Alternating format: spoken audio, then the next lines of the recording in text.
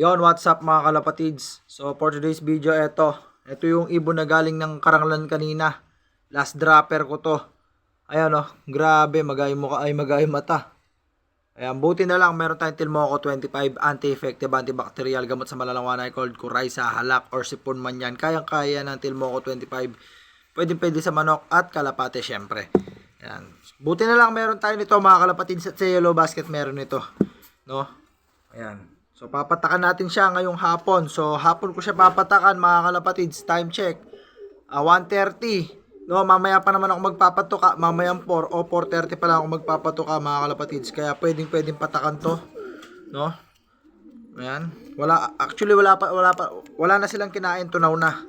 Kaya pwede nang patakan yan. Para bukas magaling na mga kalapatids. So check natin yung lalamunan. Okay. Patakan na natin. Lahat na sila mga kalapatids, papatakan